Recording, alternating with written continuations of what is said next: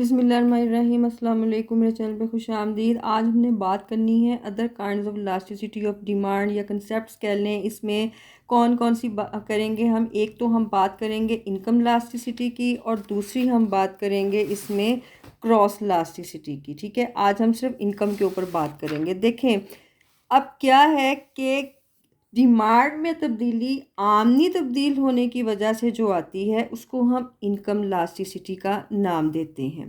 Price की वजह से नहीं, आमनी की वजह, जो सार्फ की आमनी चेंज होती है। देखें किसी शय की तलब में वो फ़ीसद तब्दीली जो आमनी में फ़ीसद तब्दीली के बायस वकूअ पज़ीर हो उसे इनकम इलास्टिसिटी कहते हैं। The degree of responsiveness of quantity demanded to a change in income is called income elasticity of demand। ठीक है जी। अच्छा जी, अब आपकी जो इनकम इलास्टिसिटी है इसे मालूम करने का क्या फार्मूला है। देखें E Y is equal to delta Q over Q whole over delta Y over Y. इसमें ई वाई जो है ये इलास्टिसिटी ऑफ इनकम है, क्यू आपकी जो है वो ओरिजिनल क्वांटिटी, डेल्टा क्यू आपकी change quantity, Y original income and delta Y change income.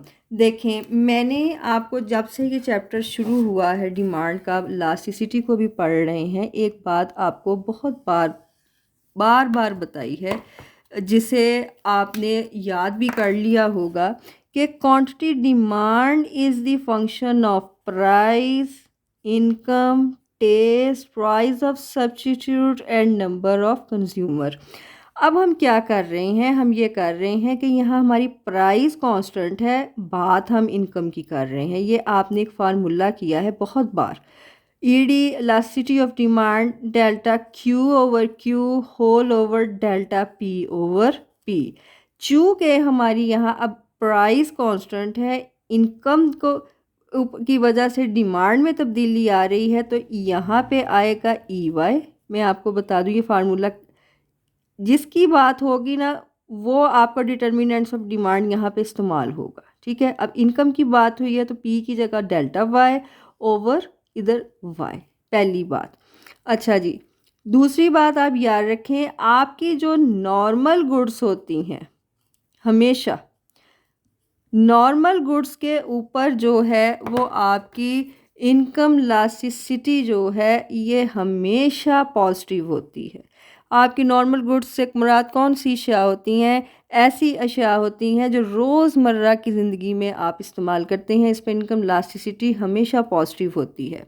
लेकिन जब आप इन्फीरियर गुड्स की बात करते हैं, इन्फीरियर गुड्स से मुराद, मैंने कई बार आपको इकोनॉमिक्स में इन्फीरियर का और गिफन का इस्तेमाल हुआ है, यहाँ हम इन्फीरियर की बात कर रहे हैं।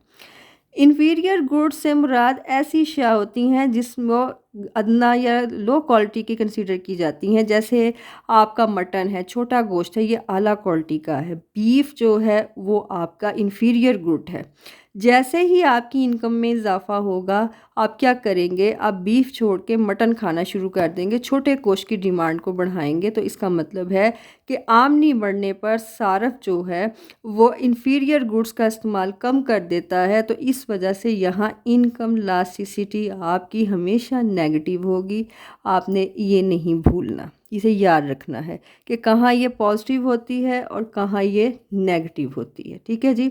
अच्छा जी, अब आपकी जो इनकम इलास्टिसिटी है वो आपकी लेस दैन भी होती है, ग्रेटर दैन भी होती है और आपकी जो है इक्वल भी होती है। अब वो कैसे होती है ये देखें, E Y is equal to 1 कब होता है, उस वक़्त जिस निस्बत से आमनी बढ़ती है उसी निस्बत से आपकी क्वांटिटी डिमांड में तब्दीली आती है, तो आपकी इलास्टिसिटी ऑफ इनकम 1 के बराबर होती है।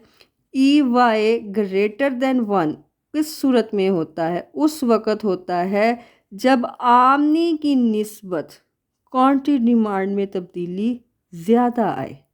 ठीक है, ये जितनी आपकी लग्जरी आइटम्स होती हैं हमेशा याद रखिएगा इनकी इलास्टिसिटी जो है, आपकी आइटम्स जो हैं इनकी आपकी इलास्टिसिटी ऑफ इनकम इकाई से ज़्यादा होती है। ठीक है, आपकी E Y elasticity of income less than 1 है। ये कब होती है? जब आमदनी में तब्दीली ज़्यादा आए लेकिन आपकी क्वांटिटी डिमांड में तब्दीली कम आए। ये जितनी आपकी नेसेसरी आइटम्स होती हैं, जितनी आपकी नेसेसरी आइटम्स हैं, इनकी इलास्टिसिटी ऑफ इनकम आपकी काई से कम होती है।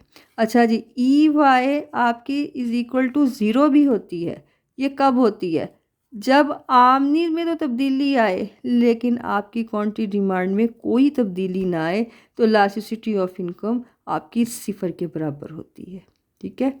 अच्छा जी, अब एक टेबल के ज़रिए हमने इलास्टिसिटी ऑफ इनकम मालूम करनी है। यहाँ पे बुक में एक छोटा सा टेबल दिया है, उसमें आपको इसी फार्मूले से जो मैंने अभी आपको स्टार्ट पे बताया है, देखें वो क्या कह रहा है। वो कह रहा है कि सारफ की आमदनी रुपयों में 1000 रुपये हो, शय की तलब 50 किलोग्राम में। अच्छा, सारफ की आमदनी बढ़ गई 2000 और डिमांड आपकी 100 हो गई। ठीक है जी। अब आपने मालूम करनी है इस फार्मूले से इलास्टिसिटी। ये देखें आपकी y और ये है q। ठीक है जी। 1050 आमदनी बढ़ गई 2000 एंड 100, ये q 50। ठीक है। y आपका 1000। अब डेल्टा q निकाल लें, 50 में से 100 निकाल लें -50, 1000 में से 2000 निकाल लें, आपका delta y -1000। E Y is equal to delta Q over Q, delta Q over delta Y multiply में ले आए, multiply Y over Q.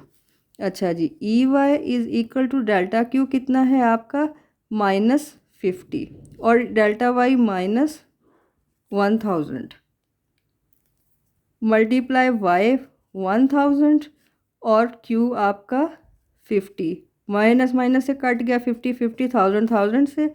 E Y is equal to 1, यानी इलास्टिसिटी ऑफ इनकम 1 के बराबर है। ये था आज का लेक्चर। अगर आपको पसंद आया है तो लाइक कीजिए, शेयर कीजिए, कमेंट में राय का इजहार भी कीजिएगा और मेरे चैनल को सब्सक्राइब कीजिएगा। अल्लाह निगहबान।